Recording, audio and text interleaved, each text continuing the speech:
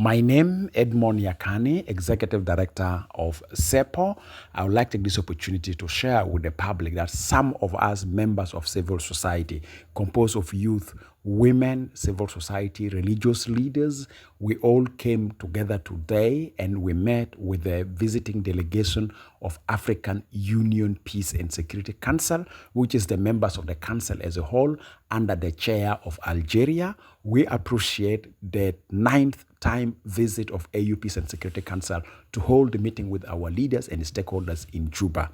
The discussion was constructive, informative. Our discussion focused on the following. One, as a members of civil society, our various identity, we call upon the members of the AU Peace and Security Council to lobby our leaders to commence an urgent, inclusive political dialogue to resolve the current political stalemate that the country is facing. And we say the dialogue must be inclusive, involving every member and leadership of the parties that are signatory to our access. And this made us to call for the release of the political detainees from SPLA-IO and their leadership to make sure that they engage in the dialogue constructively. And of course, His Excellency Vice President is signatory to our access and named in the our access. We hope that our concern will be taken up seriously by the members of the AU Peace and Security Council in their lobby with the leadership of the country. The second thing we discuss is the viability of the elections, and we say elections is the only viable option for transitioning the country from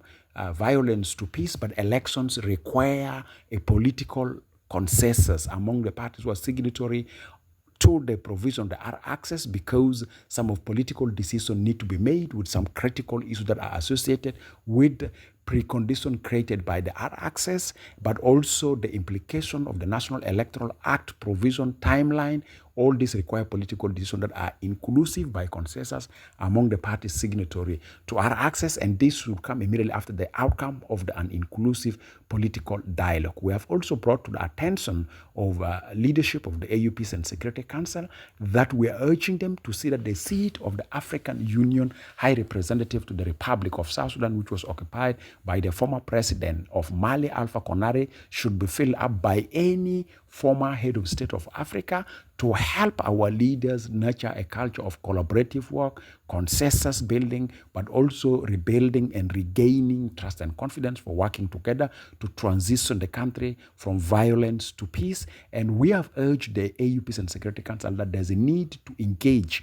as a continental body for working with the leaders of the party signatory to our access, for them to renew their political pledge and commitment for genuine implementation of the pending task of the R access in the spirit and the letter of the R access. We have also asked African Union to speak to the issues that is challenging the humanitarian workers and humanitarian access in the country, because we have seen some parties want to politicize the humanitarian response, and there's a hindrance to the humanitarian workers, and sometimes humanitarian workers are also targeted by the violence. And we have also discussed with them this escalation of the ongoing violence in some parts of the country, respect of the cessation of hostility and permanent ceasefire agreement of 2017 by the party signatory to our access is very important. But we have also demanded them to ensure that dialogue continue between the government and the non-signatory to our access is a very important. That's where Tumaini is more viable. But also we have demanded AU Peace and Security Council, in the spirit of working towards election, to constitute an AU technical committee that will help South Sudan National Election Commission in setting up a framework and setting up institutions and procedures for the conduct of the elections as scheduled for December 2026. Those are the items we discussed during our meeting with the members of the AU Peace and Security Council, which is under the leadership of Algeria. Our discussion was cordial, and we hope to see the outcome of their meeting with the president in their statement. And of course, we have also informed them that we, as the 13 stakeholders to the provision of our access, will hold our meeting and come out with our position as official representatives of stakeholders who are signatory to our access, and we'll share with them that, and we'll have a round meeting with the political parties that are signatory to our access. This will be a homegrown approach to find solution to the current political stalemate the country is facing. Thank you very much.